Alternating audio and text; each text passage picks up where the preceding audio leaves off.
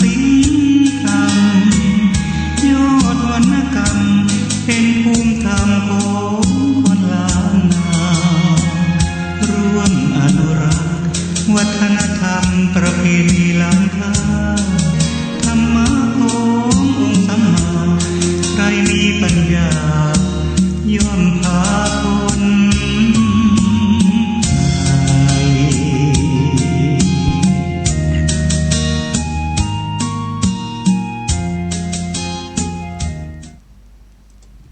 ขอยกมือ10 นิ้วกราบนอบน้อมยังพระติรัตนเกี่ยวเจ้าตั้ง3 ประการอันมีพระพุทธพระธรรมพระสงฆ์อันเป็นสรณะที่เปิ่งที่เคารพนับถืออันสูงสุดในชีวิตกราบคารวะแตบไตไวยสาปารมีธรรมพระมหาเถรานุเถระเจ้าคณะพระสังฆาธิการภิกขุสงฆ์สามเณรจุตนจุองค์ด้วยความเคารพเจริญสุขเจริญปอนญาติโยมสาธุชนติ่นจองห้องวัดจุหนุ่มเท่าใจยิงขอน้อมต้อนรับทุกท่านเข้าสู่รายการมรดกธรรมกำเมืองต่างสถานีวิทยุพระพุทธศาสนาแห่งชาติและสังคมคลื่นเพื่อการศึกษาพระพุทธศาสนาและวัฒนธรรมส่งสัญญาณออกอากาศจากห้องส่งสถานีวิทยุวัดฝ่ายหินตำบลสุเทพอำเภอเมืองจังหวัดเชียงใหม่สถานีวิทยุวัดหนองกายตำบลสันปะยางอำเภอแม่แตงจังหวัดเชียงใหม่สถานีวิทยุ CM77 วิทยุอินเทอร์เน็ตล้านนาสถานีวิทยุพระพุทธศาสนาจังหวัดเชียงรายตลอดจนวิทยุชุมชนเสียงตามสายหอกระจายข่าวตามวัดวาอารามตามหมู่บ้านต่างๆที่ได้ร่วมกันลิงสัญญาณเสียงธรรมะให้ญาติโยมทั้งหลายได้รับฟังกันอยู่ในเวลานี้พร้อมกันนี้ขอเจริญสุขเจริญปอนญาติโยมติดเดียที่ตามรับฟังต่างโทรศัพท์มือถือต่างเฟซบุ๊กเฟซไลฟ์ต่างเว็บไซต์ต่างๆบอกว่าจะเป็นเฟซบุ๊กของ104ธรรมะคลายเครียดเฟซบุ๊กของวัดวังสิงห์คำเฟซบุ๊กของวัดฝ่ายหินเฟซบุ๊กของตุเจ้าบ้านนอกทิตะสิโปวัดศรีรัตนมงคลล่องยาวเฟซบุ๊กของพี่ไอ้ณัฐวุฒิจากแม่โจ้แล้วก็หลายๆที่ได้แชร์ตลอดรายการคือกับญาติธรรมได้รับฟังกันประกันวันนี้อากาศยามเจ้าก็จะเย็นซะหน่อยเย็นมอกมาให้บดีอุ่นๆเด้อแต่ว่านี่แต่ว่าตะวันก่อน2 วัน3 วันมานี้ก็อากาศจะร้อนอบอ้าวอุณหภูมินี่สูงปรี๊ดแล้วก็ตะวันนี่ก็มีบางที่อาจจะมีฝนมีลมแต่ที่ในวังนี่มีการลมซุยๆฝนลงมาเห็นสัก20 เม็ดดักปิ้งฮ้อนอากาศจะจะได้ก็ตามก็ต้องแจ้งเตือนญาติธรรมญาติโยมเขาคือระมัดระวังถ้ามันฮ้อนอบอ้าวนี่ตอนค่ำตอนคืนก็มันจ้างเป็นลมเป็นฝนบางทีก็อาจจะมีบะเฮ็บเพราะความกดอากาศหรือว่าสภาพอากาศ มันปะทะกันระหว่างฮ้อนกับเย็นเนี่ยมันตึงประทุกัน เพราะฉะนั้นก็เมื่อวันพอมีเวลาก็พออันไหนที่ควรดีจะซ่อมควรดีจะแปลงควรดีจะเก็บก็เก็บแปลงซ่อมแซมแล้วก็ถ้าเป็นฝนเป็นลมก็จะไปอยู่ใกล้ต้นไม้ต้นตอกต้นใหญ่ต้นหลวงก็อันตรายใกล้ป้ายใกล้อย่างมูนี้ลมประเดี๋ยวนี้มันแห้งกว่าปกติ ดังที่เป็นข่าวเป็นคราวก็โดยความเป็นห่วงจากทางรายการประกอบกับในช่วงนี้ โรคระบาดโควิด-19 ก็ยังอยู่ในสถานะที่ว่าถึงแม้นว่าจะสถานการณ์จะดีขึ้นหน่อยแต่ก็บ่ควรประมาทก็ยังมีผู้ที่เสียชีวิตเพิ่มยังมีผู้ที่ติดอยู่เพราะฉะนั้นก็ป้องกันโดยเฉพาะออกบ้านออกจองก็ใส่หน้ากากแล้วก็ล้างมือเวลาจะกินข้าวกินน้ำก็ล้างมือให้สะอาดเว้นระยะห่าง ตามที่เปิดแนะนำเด้อจะไปชะล่าใจเตื้อแล้วก็เวลาไปเปิดแจกของเปิดมอบของเวลาไปฮับไปอย่างก็พยายามเว้นระยะห่างบ่ต้องไปเบียดไปเสียดกันอย่างหันในเฟซในไลน์บางที่ถึงแม้นเปิ้นจะจัดระเบียบระยะห่างก็ยังมีอยู่บีกันเบียดกันนี่อันตรายดีบดีของน้อยก็จะได้มาติดกันเพราะเฮาบ่ฮู้ว่าภัยเป็นภัยบ่เป็นก็ต้องป้องกันให้ดีที่สุดฉะนั้นก็ฝากไว้กับญาติโยมสาธุชนทั้งหลายเนอะวันนี้ก็มาฟังกันต่อในเรื่องของสุวรรณพรหมาที่ได้น้อมนำมาเทศนาให้ท่านทั้งหลายมาถึงยังผูกที่12ตอนที่1จบลงไปตอน1ละวันนี้ก็มาฟังกันต่อ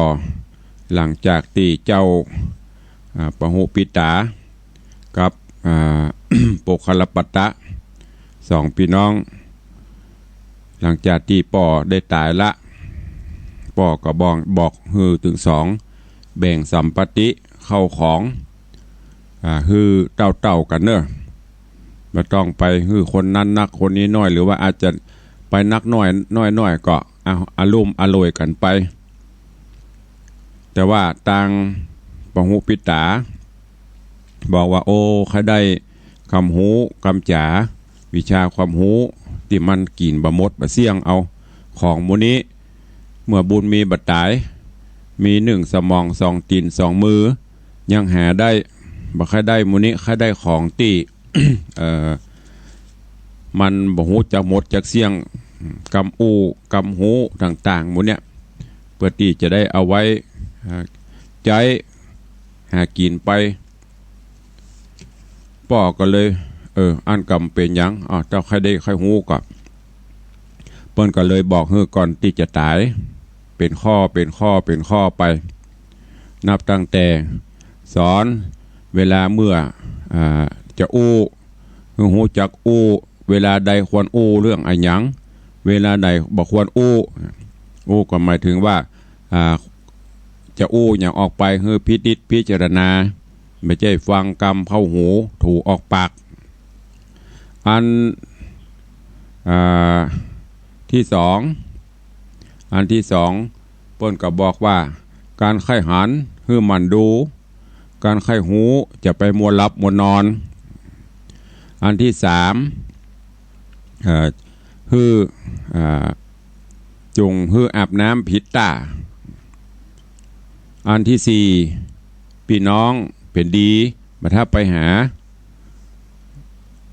เปิ้นว่าเป็นกำอู้กำจานนักปราชญ์เปิ้นกล่าวไว้คือถ้าพี่น้องเป็นดีมีห้างเนี่ยอย่างเฮาฮู้น่ะกูขอยืมสตางค์ซะหน่อยโอ้บ่มีโตขนาดเฮาฮู้นะว่ามันมีนะพี่น้องเนี่ยมันเปิ้งบ่ค่อยได้แต่อันนี้อันทวนแห่ มิตรแก้วสหายเป็นดี หรือเพื่อนฝูงที่เปิ้นเป็นดีมีห้างนะอันน่ะควรที่จะไปหาไปสู่อันนี้เป็นกรรมอู้เป็นกรรมหูที่ควรเอาไปปฏิบัติเปิ้นป่อกันก็ได้บอกให้ไปอย่างเมื่อหูจะอี้จากนั้นก็เลยพอป่อตายเอาให้น้องสมบัติพระสถานให้น้องตัวเก่าก็เซาะเอากรรมอู้เนี่ย ไปเซาะขายปุ่นตำบ้านตำเมืองเตียวไปเซาะขายไปจนกระทั่งไปถึงหลอดเมืองหนึ่ง ก็ได้ไปเจรจาขายกำอูเนี่ยเรื่องราวในตอนที่แล้วมาถึงที่นี่เวลาหมดลงวันนี้ก็มาฟังกันต่อว่ากำอูเนี่ยที่พญาเจ้าเมืองหรือว่าที่ เศรษฐีเปิ้นจะซื้อไว้อันอื่นเปิ้นก็บ่ค่อยได้เปิ้นค่อยได้ที่จะซื้อไปก็คือกำอูที่เปิ้นว่าพี่น้องเป็นดีมาถ้าไปหาข้ออื่นๆนั้นยังปอหูเรื่องราวจะเป็นจะได้แล้วก็กำแปะกำอู้ต่างๆเหล่านี้จะเป็นจะได้เจิญญาติโยมทั้งหลายติดตามรับฟังยังสุวรรณพรหมมาในตอนต่อไปณโอกาสบัดนี้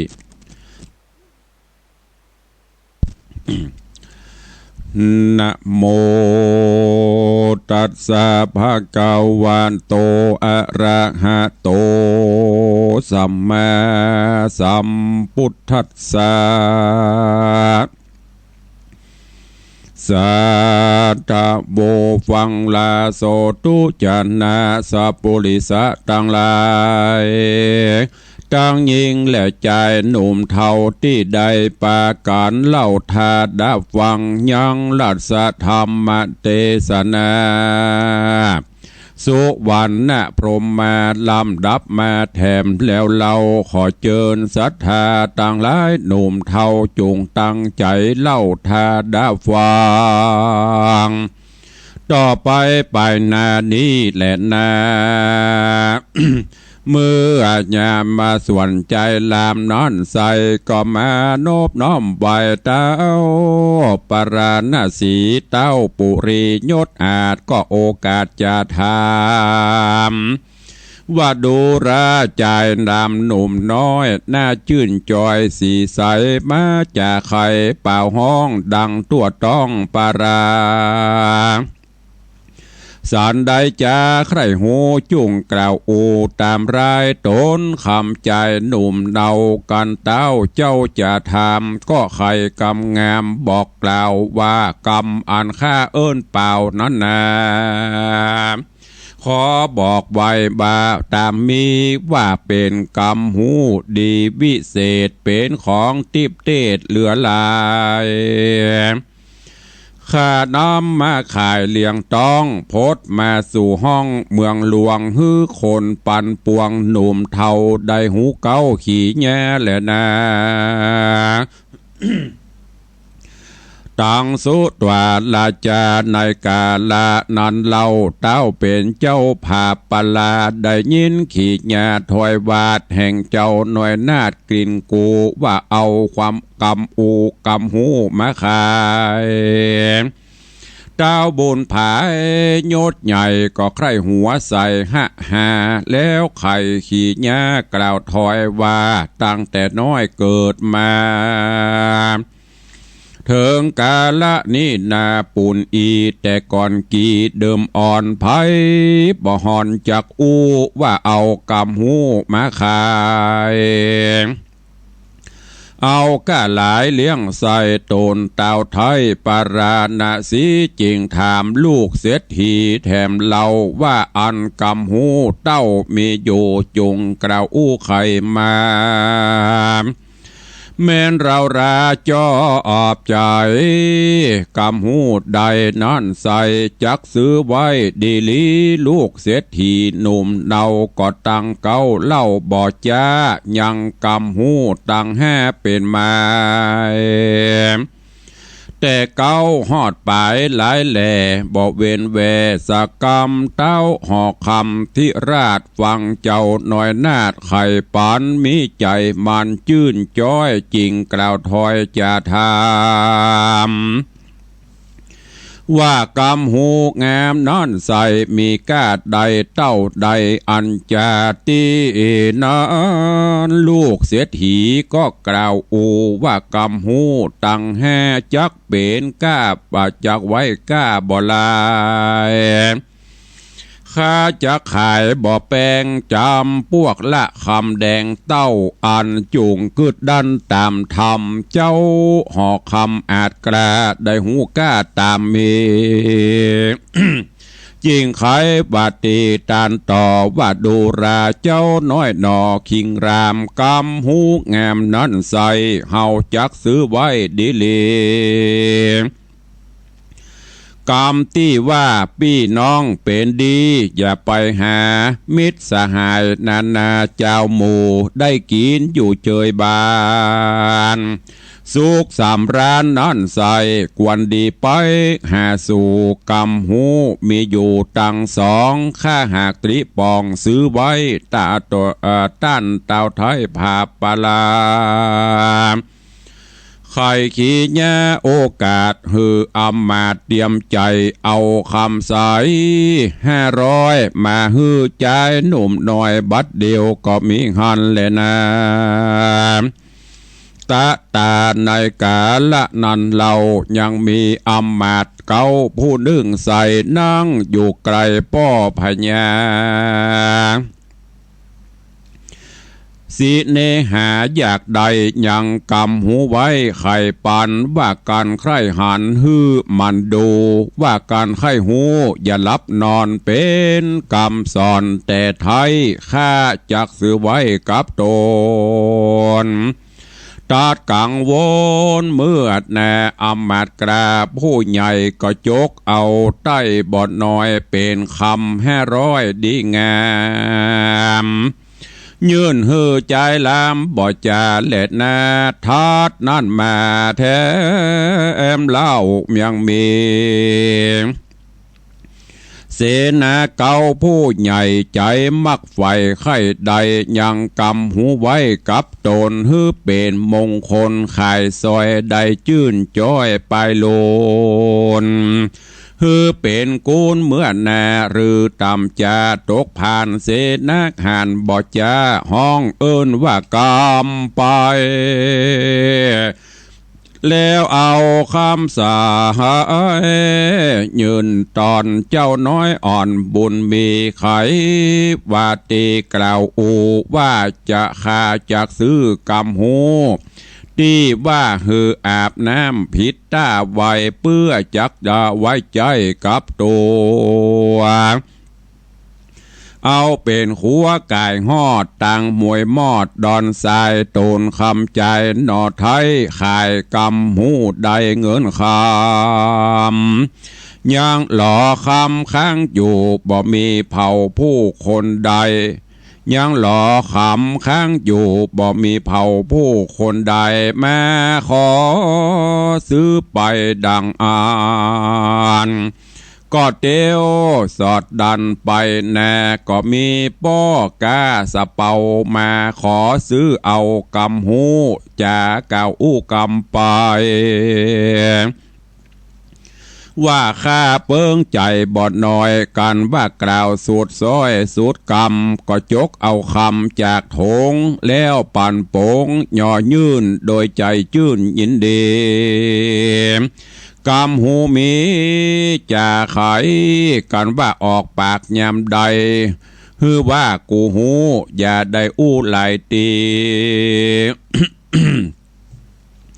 ดังนี้เล็ดนาการว่าลูกเศรษฐีหนุ่มเดาเอากำหูที่พ่อเจ้าเอาฮือมาขายได้เงินหลายบอดน้อยปัน500เป็นดีได้เป็นเศรษฐีดังป้อเจ้าหน่อยหนอบ่จ้ารีบไว้นาคืนสู่ยังที่อยู่แห่งตนก็มีหันและนาปานิโจอันว่าป้อกาสะเป่ากันว่าได้ซื้อเอากำหูก็รีบลงสู่นาว่าจักไกลกลาไปนาเปื้อแอวกาและขาย ตามใจไม้มักไฟตามเมืองหน่อยใหญ่ธานีกัน7 วันมีมาฮอดได้ยังจอดนาว่าฟังกงกาแม่กวางหิมตาตั้งดอนทรายเปื่อจะขายสิ่งกายามตาวันต่ำจ้าดาค่ำนกน้อยพร่ำหากรก็เข้านอนยังจอดหือหิวหอดไม้หายก็มีหันและนาตาปาระญัสสะโจราดน้อยกาดละนอนใสยังมีโจรใหญ่บ่อน้อย อยทวน500เป็นประมาณก็เข้าสู่ก็เข้าสถานเกี่ยวกูกันว่าเข้ามาสู่นาวาก็รีบไกลกลาเสาะใสเพื่อหืดใดเงินคำเข้าของน้ำก้ามากเขาก็หากจักเอาในสะเปา นายสะเป่าพงลับอยู่ไปตันหูคิงโตนกันหมู่โจรเข้าสู่เหือเกี้ยวกูเฟื่อนวายนายสะเป่าก็แม่ตกใจแล้วตื่นบ่แจงจื่นสังกาพิจารณาควายจอดก็คันนิงฮอดตามมีเถิงกำหูดีซื้อไว้กวนหากนำมาใจกำนี้ก็เป็นดังเขาจีปันเฮา แล้วนายสะเป่าป้อกาก็อาแหมว่ากูหูแล้วโว้ยกูหูแล้วโว้ยดังนี้ทวน2 ตี 3 ตีก็มิหันแลนะเตสะเปอันว่าหมู่โจรตั้งหลายกันว่าได้ยินเสียงป้อกาห้องเอิ้นดาหลายโหนเขาหมู่โจรมวลหมู่อันที่อยู่นาวาก็ไกลกลาฟังเฝ้านี้ออกเขตดาวเร็วปานเขาปากันใส่ใจว่าเจ้าของอยู่ในเหือกวางหูจุอย่างตัวเขากลัวนายสะเป่าจากหูแล้วนำไปสู่ยังคอกบ่ได้ออกเต้าตายแหละนาตาโตโหอะยังนาเจโรอะตินจานุโคเตสิปะเอวังปุจิสมิจินโตสิโสราปฏิลำดับนับนั้นไปนะอันว่านายโจโหนกล้านั้นใส่ก็การว่าลักบ่ได้เงินคำเข้าของน้ำม้วนหมู่อันมีอยู่นาวากันข้ามแม่ต่อตาโจจุมโจรราม้วนหมู่ต่างก็เข้ามาสู่แถมโหนการว่าหมู่โจรมาฮอดจักเข้าสอดยามใดนายสะเป่าก็ไวปีกฟื้นสะดุ้งตื่นมึนตาก็รีบให้จ้ากล่าวอู้ว่ากูหากได้หูมึงแล้วเว้ยดังนี้ทวน2 3 โหนที่นั่นหมู่โจรแห้วหาดได้ยินเสียงตวาดหลายตี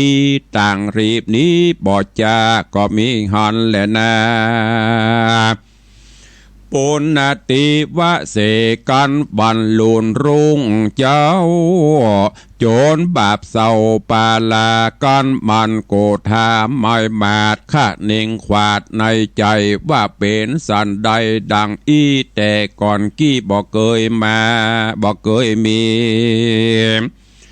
เฮาไปขวีลักย่องตามบ้านจ้องเกงหาเตี้ยงได้มากูโอเจือบ่รังเรือสักตีโจรกาลีผู้กล้าได้แต่นั่งกลมหน้าขะนิ่งน้อยพิจารณาไปควายจอดก็หูรอดขี่แย่บัดนายสะเป่านี่นะใจจะเป็นป้อกาดิลีต้องมีมนดีกับตนเฮากวนวนไปสู่แล้วกล่าวอูจะถามเตี้ยงหูความแจ้งทีหือหายตี้สังกา โจรปัดลาบ่จ้าสะปายดาบกลาคมเขียวไปคนเดียวใจกันว่าฮอดเหือใหญ่นาวา ก็รีบไปหานายเก้าอันเป็นเจ้าสะเปาแล้วไข่ปินเตาบ่จาบาตัวแห่งข้ามากลายตามวิสัยข้าน้อยใครหูถ้อยขี่ญาว่าเจ้าเป็นวัดนิจาป้อกาแอวพรากนาเดินจอนแอวลับนอนไปไข้บ่มีภัยยะใหญ่โจรให้มาย่องใหญ่ละคองลักเงินทองกวนขวีหรือบ่เจ้ามีกุลดีวิเศษศาสตรเปตกถาขอขีญาบอกกล่าวฮือหูข่าวสัจจังเด็ดเตอเมื่อนอนในสะเปาปอกกาก้อนว่าจนกล้ามาถามเส้งไข่กำงามถามตอบว่าดูราเจ้าน้อยหนอวันนะไวว่าเป็นเยื่องใดสันนี้มาถามดังอีสังกาเป็นสอนได้จะจุงกล่าวฮือข้าได้หูข่าวตามมีแล้วเฮาจะไขว่าเตกล่าวจี้ได้หูทีตามรายโจรบาปลายนั้นเราก็ตั้งเก้าขี่แง่บาดูรานายนาวาปออกาตัวแห่งข้านิโสดเป็นโจรโหดใจไฟหากินไปเลี้ยงต้องโดยการลักย่องเงินคำตั้งยามวันดำก่อนแจงตั้งยามมืดดำก่อนแจงบ่ใจแสงมุสาได้เกยมาได้เกยป้าหมู่มาบอดน้อยทวน500เป็นป้ามานต่างใจหานตั้งหมู่เข้ามาสู่นาวาเพื่อจักมาลักย่องกันว่าเขาจ้องยามใดก็มีเสียงไข่กล่าวอูว่ากูหากหูดีเลยทวน2-3ตีดังอันโดยเหตุนั้นตัวข้าจริงจักกล้ามาถามขอแป่งใจงามหักขอดสอนอย่างยอดกถา10 ปกูลนั้นหนาฮือข้าพ้องเตอะว่าอันและนาตะตาในกาละนอนใส่ป้อกาใหญ่นาวาฟังใจปาลาโจรกล้าหยุดตอดนาจะถามจริงใครกำงามบอกเราว่าดูราโจรหนุ่มเดาวันนะไว้เฮาจักไข่กล่าวจี้อันว่ากูลข้านี้ประหลาดข้าบ่อาจจักปันแม่นใจวันอยากใดเอาไว้ใจกับตนเป็นมงคลไปนาต้องสัจจะต่อข้าสัญญาสัจจะปะบานใจมันสัจจะบานใจมันว่าการเฮียนมนนั้นเอาไปจักกะตำใดก็แล้วบอกคาดแก้วสินธรรม โจรใจดำหาวหาดฟังโอกาสขี่แง่แห่งนายนาวาเหือกวางจริงกล่าวอ้างจะคอยว่าแม่นตัวข้าเหียนไปมนเวทศาสตรเปตกถาตัวข้านี้นามอนน้อยตั้งโจร500มวลหมู่อันพร้อมอยู่ลายอันพร้อมน่าอยู่หลายหลากจักปากันละจากต่างหายปิกบอกหมายต่างดีศีลมีหักษาและนาตีนอนในสะเปาปอกาฟังโจรกล้าสัญญาก็เอาน้ำมาใส่ถาดแล้วหยาดอย่างโลองมือ เจ้าหน่อบนหรือปอกกาก็บอกศีลหาเจียงคานอันว่าโจรใจหานบาปใบก็หับศีลก็หับศีลไว้ดีหลีแล้วเฮียนมนดีอาจกราบบ่ได้จ้าบัดเดียว เจ้ารีบเร็วคืนสู่อย่างที่อยู่แห่งตนแล้วก็เรียกหมู่โจร500เจแจงถอยขี้ยาอันโตนได้ไปหาปอกาบัดได้หับศีลหากับตัวใจยินกลัวบายสู่ตั้งหลายทวนนาจุงฟังคาเดินเนออย่าได้เผลอลักย่องอันเป็นจ้องป่าวายเจ้าโจรนายอาจกราก็สอนศีล5จุโคโอนโคนสอนตาเวทมนต์กุลใหญ่พร้อมเสียงไขว้จุประการโจรใจหานบอดน้อยทวน500มวลหมู่มีศีลอยู่กับตัวต่างปากันกลัวผ่านยานเข้าสตานอเวจีต่างบอดดีบ้าใบกอดละไว้หนีไกลตาต่างใส่ใจต่างทำมีศีลจำบ่ขาดบ่ประมาทยอตานได้สำราญชื่นจอยตีนานคนใหญ่น้อยจริงยิ่งใจต่างก็ใจภายโจมชื่นปิติตื่นยินดีย้อนโจรการี500บ่จองหอยเบียนตนนั้นแหละนาตีนี้จักวันนา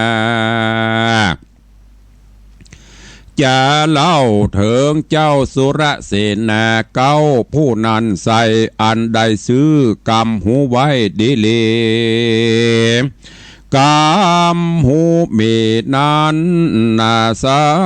ยฮืออาบน้ำผิดตานั้นเล่าแล้วก็ไต่เตาขึ้นสู่อย่างที่อยู่แห่งตนเป็นมงคลไปนาอยู่เนินจ้าเมินมานานก็มีเสือกหันมาภาพจักคำราพระโจรยกรีปนมวลหมู่จอดยังอยู่แดนเมืองเต้าบุญเรืองยศอาจก็หูขวาดขี้ยาว่าเสิกนี่นาบ่ใหญ่กวนจากไหลนี่ไกบ่ฮือใกล้ปุรีเต้าภูมิบ่จาก็เรียกเสนากลาต่างๆฮือเข้ามาอยู่ไกลตนเต้าไทยห่อคำก็ไข่กำก่าวถอยมีบอดน้อยหลายประการว่าบัดนี้เสกหันใจหยาบจักมาภาพปุรีเจ้าเมืองมีน้อยใหญ่จักเดือดไม่เครื่องใจเจ้าจุงไป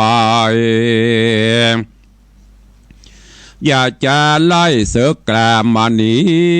หิมกิลีป่าไม้ข้างดอยใหญ่ผาจันเต้าห่อจันโยดใหญ่ก็ถอดแหวนใส่วงงามเพศแก้วจามยศหยาดรัศมีอาจเอาใจดูงามใส่ใจจะหากมีก้ากวนเมืองดาวบุญเรืองถอดแหวนแล้วก็เอาฮื้อเสนาแก้วต่างตาแล้วไข่ขี้ยากล่าวจี้ว่าแหวนวงนี้ก้าลายอย่าฮือหายใส่ก้อยเจาะจากจื่นจ้อยเจยบานก้อนว่าภาพเสกหันเมียนแล้วจุงเอาแหวนแก้วคืนมาแดดเตอะนาที่นั่นเจ้าสุรเสนาผู้กล้าได้แหวนเจ้าฟ้าปุรียินใจดีบ่น้อยเกิดข้าคอยในใจว่าแหวนคำใส่มงคลจักป่าต้นภาพใดยังเสกใหญ่ปาลาและนา ก่อนยามดีมารอดแล้วโยธากลาแก้วมวลหมู่พร้อมนะอยู่บัวระมวลกาละกวนมาควายเสนาใหญ่ต่างๆก็นำโยธาบอดน้อยทวนปัน500เป็นหมายจ้างมาใหญ่เป็นหมู่ออกไปสู่ดงไพรเพื่อจักไปรบผาบขาเสือกหยาบแดนไกลกันค่ำไหนยังจอดกันแจงรอดภายพันก็มีหันเล่นนาเอกติวสายังมีวันหนึ่งใส่แดดฮ้อนไม่นำแนเจ้าสุรเสนาผู้ใหญ่ก็ฮือโปรนไพร่ยังจอดคาฮือหิวหอดไม้หายเสียสุรเสนานายบอจาหันน้ำตาเย็นใสก็มีใจใครอาบฮือจำละลาบกาญา ได้พิจารณาควายจอดก็ขันนิ่งฮอดกำหูว่ายามเมื่ออยู่ปุรีได้ซื้อกำหูมีนั่นใส่ฮืออาบน้ำผิดตาเป็นสลีได้จักเป็นดีเมื่อนาเศษนากราผู้ใหญ่ขาดนิ่งควายขาดขวาดหูส่วนโยธามวนโมตั้งหลา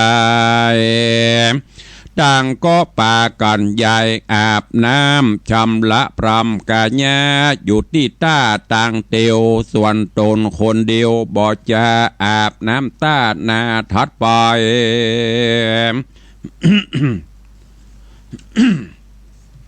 ก่อนจักลงน้ำใสนั่นใสก็ถอดแหวนไว้ลงวางตี้ข้างต่างตาน้ำแล้วจำลาพรำกาญาก็มีหันแลนาโสโหอนุสติกันว่าเสนาผู้ใหญ่อาบน้ำควายเติงตันก็รีพายผ่านขึ้นสู่อย่างที่อยู่โยธาสุรเสนานั้นสายก็ลืมแหวนไว้ต้าน้ำบอกเกิดพร่ำไปหาแล้วก็นำโยธาอ่านหมื่นบอกเกยตื่นสงครามจักเข้าจำรบผาบคาเสือกหยาบแดนไกลฮือหนีไปพรากนาแล้วก็ป่าโยธากลามาจ้างลัดป่ากวางดงนากันนาบ่อโหด80โยชน์เป็นไม้ก็ฮือเศษนาหลายมวลหมู่ยังจอดอยู่เศร้านอนก็มิงหันแลนาที่นั้นสุรเสนาผู้ใหญ่ก็กืดควายไปหา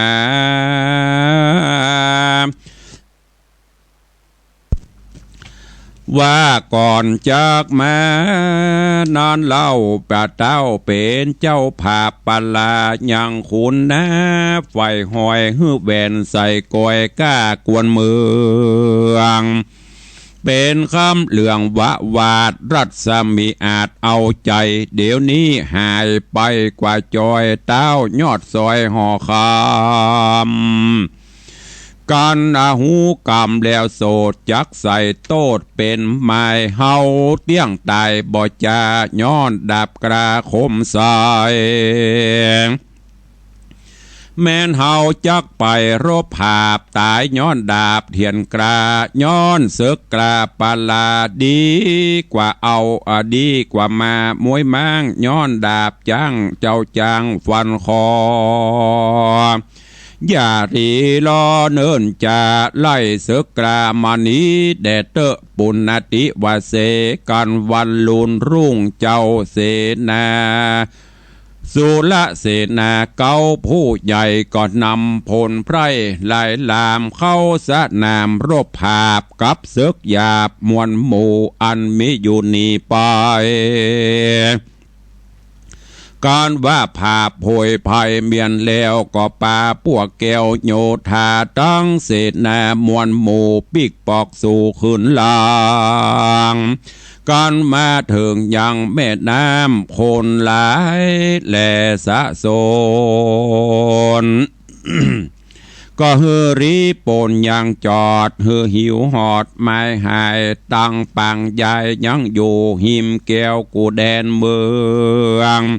เจ้าสุรเสนาเรื่องผู้ใหญ่กึดฮอดสาไข่ทำมารงอันได้ลงลืมไว้ที่ต้านน้ำใหญ่นา3 เดือนหน้าอ่านใดคนน้อยใหญ่ขึ้นล่องเตียงเลงสองเอาไปย้อนเป็นคำใสใจจ่าสุรเสนากล้าขนิ่งน้อยว่าเฮากวนไปยือพอหือหูต่อสายตาแล้วไกลกราบบ่จ้าไปยังน้ำตาเดิมตีก็มีฮอนแลนะนิติตังขีญาสั่งวันนาวิเศษจาห้องเหตุสุวรรณพรหมมาผูกทวนที่12 ไข่ตำนองปล่อยแล้วปางเมื่อเสร็จนาแก้วผู้ใหญ่ลืมแหวนใบต้าน้ำเมินเดือดลำนำนาจักได้กลาด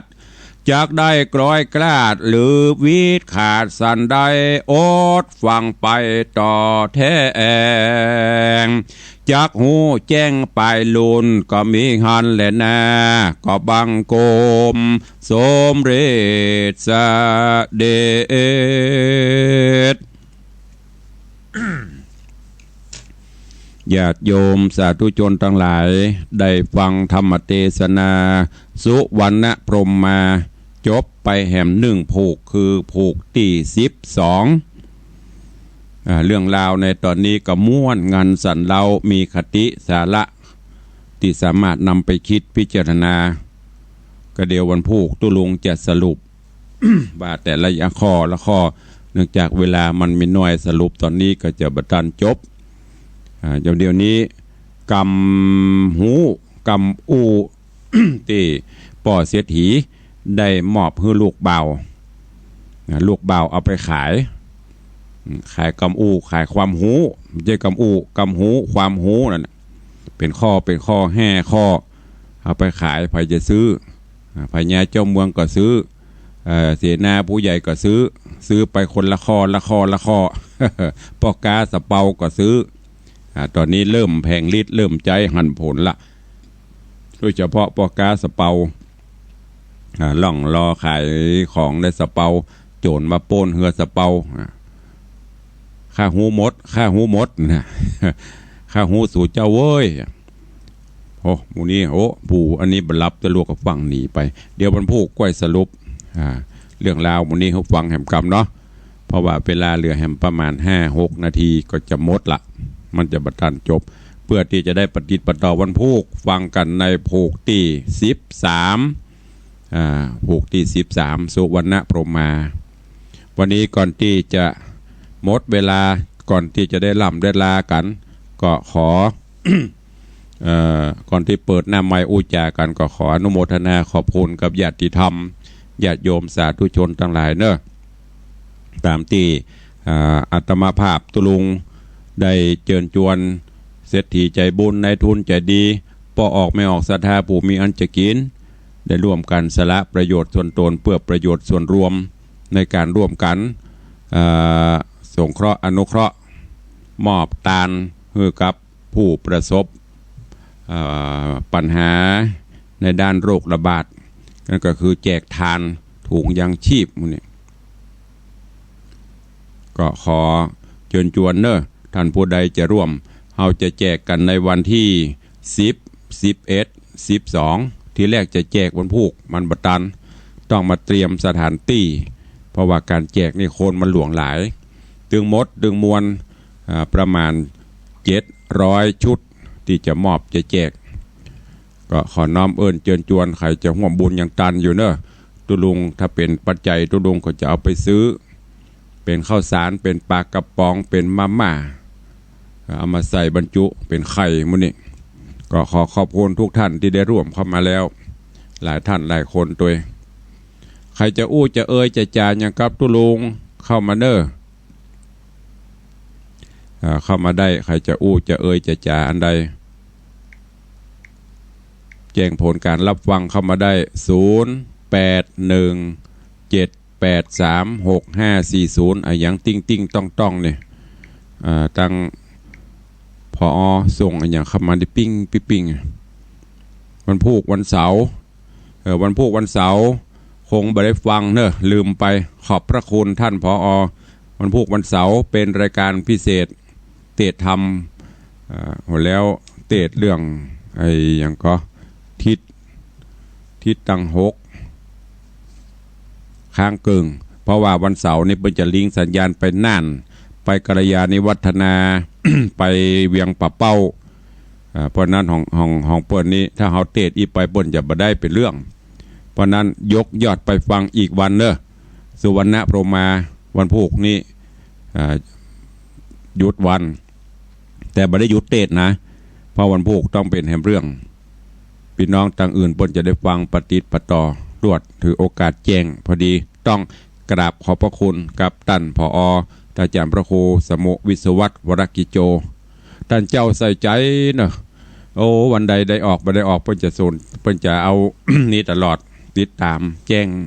ก็ต้องขอบพระคุณเป็นอย่างสูงยิ่งกับท่านผอ.104เฮาอันเป็นแม่ข่ายลัก แถมท่านหนึ่งก็คือท่านพระครูอภิวัฒนวิกรมอันนั้นก็เป็นผู้อำนวยการสถานีเครือข่ายคลื่นสีขาวเพื่อเจ้าประชาเพิ่นจะยิงสัญญาณไปน่านยิงสัญญาณไปทางแป้ทางแม่แจ่มกัลยาณิวัฒนาทางเวียงป่าเป้า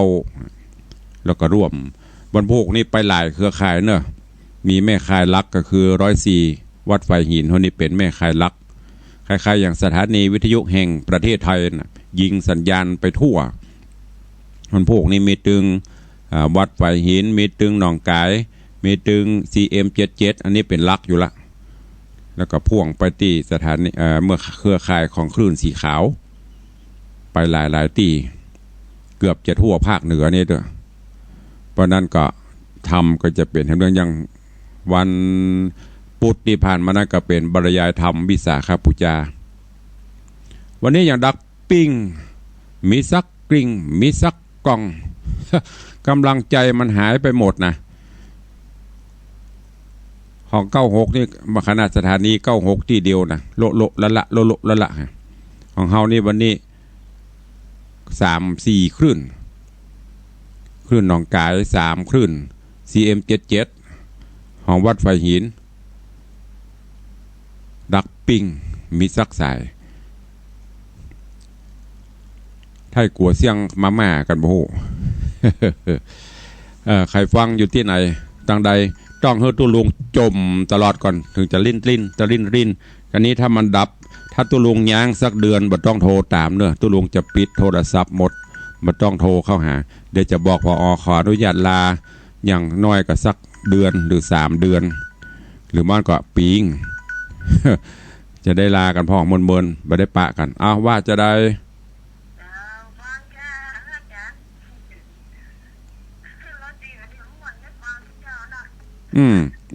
อันนี้ใครนี่ไปเนี่ยฟังก็โทรมาพ่องเพื่อจะได้หูว่าไปฟังเนี่ยฟังกับเจ้าไปหูฟังแบบฟังอย่างครบอยู่ปอดดักปิ้งบินวอยกันหมดแล้วลองตุลงบอกกับตุลงก็ตามบ้านนี้ก็ตุลงก็โจมก็โจมกะเปิ้นบัดเทศก็เปิ้นบัดเทศเฮือฟังในโทรตัวนั่นจะรับลำปอมตุลงเทศก็อันที่เปิ้นโทรเปิ้นบอกโทรดักปิ้ง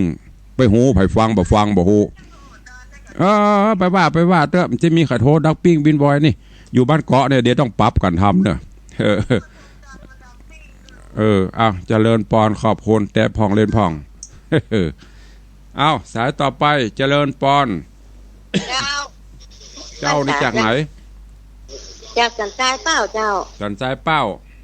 เจ้าเป้าได้มีคนเดียวเจ้าเนาะฟังเนาะมันสัญญาณฮับได้สักคนเนาะเจ้าฟังคนมีแม่คนเดียวเจ้าเนาะตึงอำเภอเป้านั่นน่ะเจ้าฟังทุกวันเจ้าก็โหนะมีใกล้แม่คนเดียวน่ะโทรคนนั้นดักปิ้งอ่ะ เจ้าโมทนาสาธุเนาะมีคนเดียวก็ดีบ่มีใครฟังเนาะเจ้ามังเป้ามีคนเดียว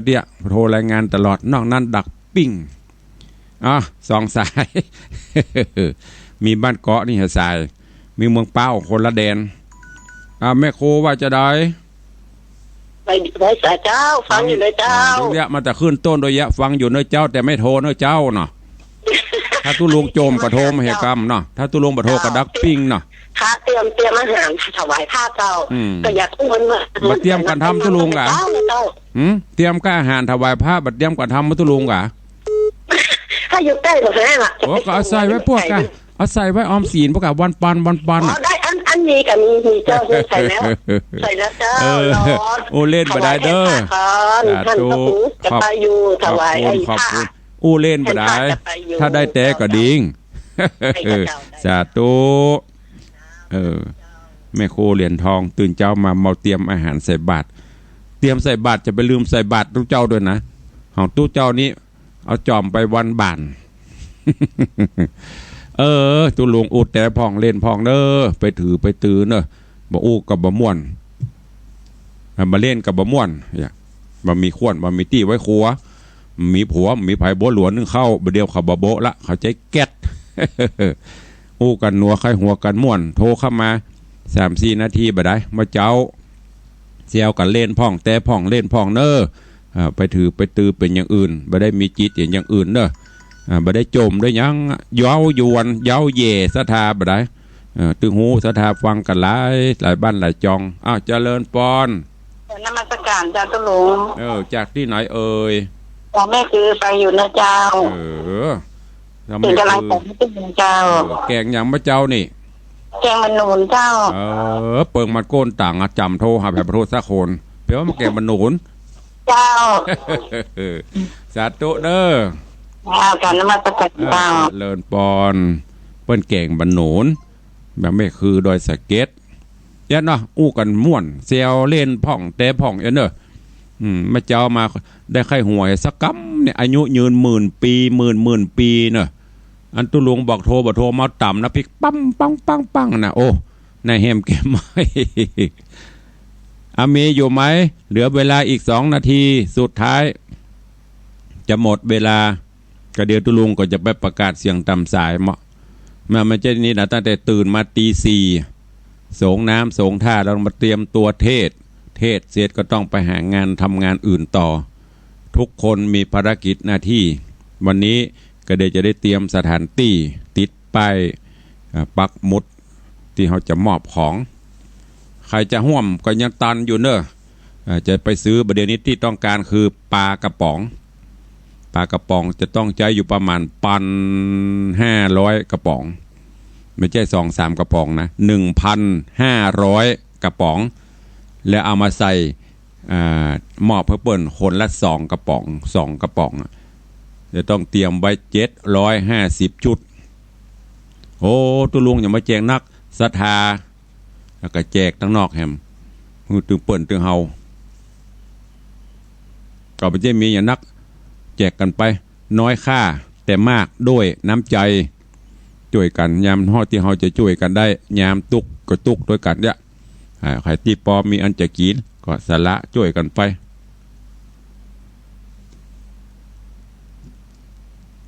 มีอยู่ก็ดักปิ้งเนาะมีแล้วก็คนเดียวแอบถ้ามีคนโทรเข้ามาห่วมสักหน่อยอย่างแควนก็จะได้สั่งนี่กันไปก่อนในช่วงนี้อากาศร้อนเนอะดูแลสุขภาพร่างกายตัวเอง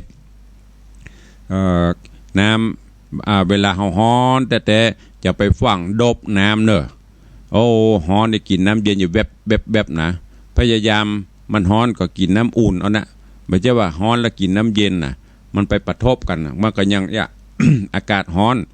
ก็เดี๋ยวทางบนเย็นมันเป็นฝนตัวเฮาก็เหมือนกันร้อนก็เอาร้อนเข้าใส่เอามันยำมันนั่นน่ะ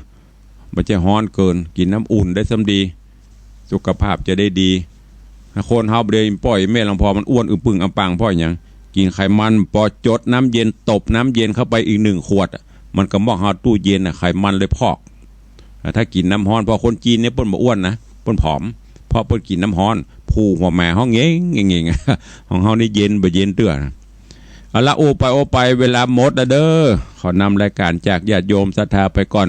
กำไหนกำใดออกไปบ่ถูกต้องตำนองกองธรรมพอสุมากับญาติโยมศรัทธาบ่ได้มีเจตนาอันอื่นเด้อกันเล่นพ้องกันหนัวไข่หัวกันม่วนแซวกันเล่นยำเจ้าหยอกล้อศรัทธาเฮาก็ขอบุญกูลแก้วเจ้า3ประการพวกโฮมทุกท่านอยู่ดีมีสุขวันนี้ก็ขอเป็นวันแห่งความสุขของทุกท่านเด้อจัตตาโลธรรมาวัฏันติอายุวันโนสุขังปะลัง